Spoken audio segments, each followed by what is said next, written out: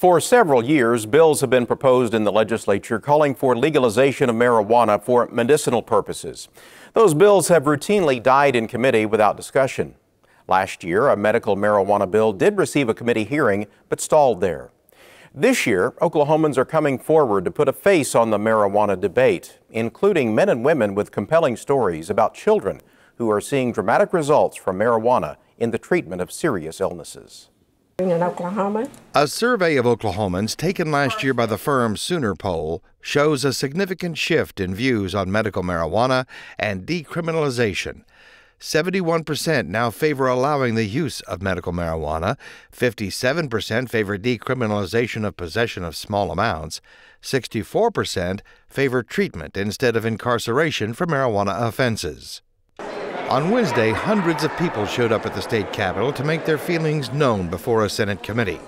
Senator Constance Johnson of Forest Park has two bills this year that would change current marijuana laws.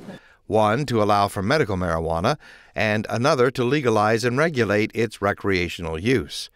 Johnson's legalization bill is already being described as dead on arrival.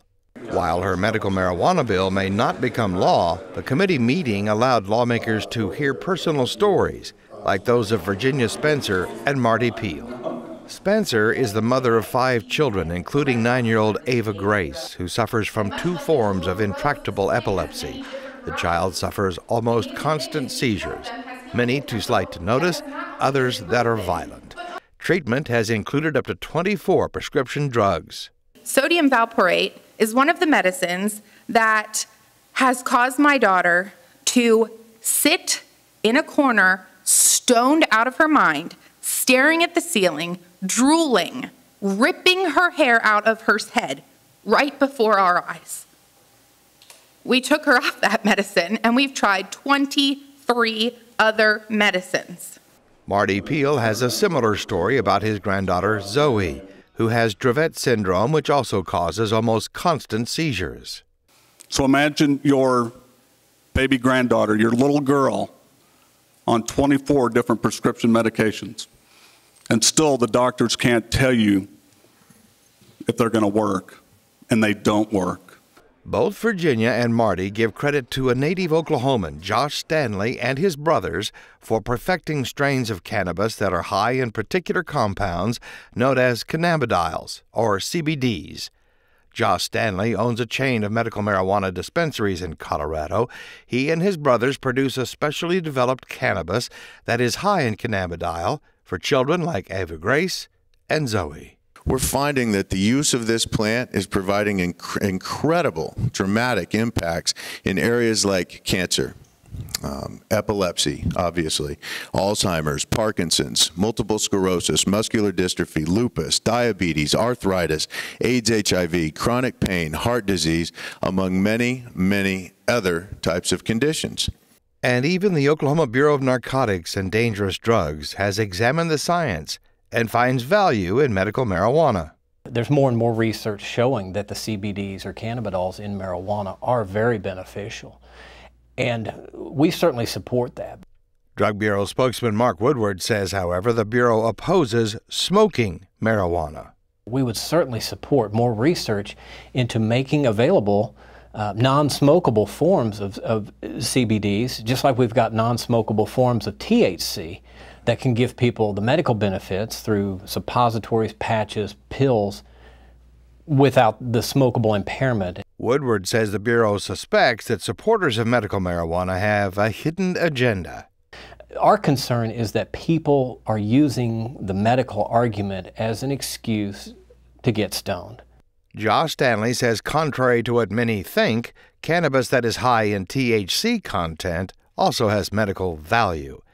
His company is growing strains of cannabis, some with high CBD content, some high in THC content, and combinations of both for medicinal use. In these varying ratios, we're putting these together in order to conduct studies and targeting various illnesses and disease states. Virginia Spencer believes a combination of CBDs and THC would help her daughter. For patients like my daughter, there is no telling if cannabis will stop her seizures altogether. and there's no telling just how much THC she will need to help her with the sleeplessness and nighttime seizures, etc. But to say that there is no research is an incredible misconception and ignorance. But there is one big difference between Spencer and Marty Peel. After seeing the CNN documentary by Dr. Sanjay Gupta, Peel made the decision to go to Colorado and move his daughter and granddaughter there so Zoe could get the medicine that works. And that started our journey. And her first dosage in Colorado Springs, she was crashing. We were going to have to call 911. And she got her first dosage. And it's just a small amount. Probably doesn't fill the bottom of a teaspoon, an oil. And within 15 minutes, a seizure had stopped. She slept the whole night for the first time in 6 years. For Virginia Spencer, moving to Colorado would mean leaving her husband behind. She says they do not have the resources to relocate her and 5 children in another state. In the past 3 months, she has been placed on hospice. And we are at the end of the road unless you vote to save her life. How many of you would like to sit down with doctors and fill out form after form of what to do when her heart stops again? Because it has stopped 5 times in the last year. The choice was clear for Marty Peel, but he still didn't like having to make it. I was born in Perry. I live in Perry. My daughter is from Oklahoma. My granddaughter is an Oklahoman. Why would we have to leave the state that we love to save her life? Norma Sapp is the state director of the Oklahoma chapter of the National Organization for the Reform of Marijuana Laws. Her organization commissioned the Sooner poll that shows nearly 3/4 of Oklahomans now favor medical marijuana.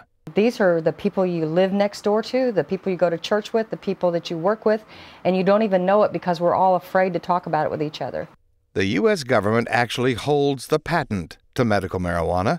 The patent contains scientific data identifying research that lists illnesses marijuana has been shown to be effective in treating, in some instances, relieving the symptoms of the illness, and in others, the research shows it can actually cure a disease. Neither of Senator Johnson's 2 bills on marijuana have been scheduled for full committee hearings.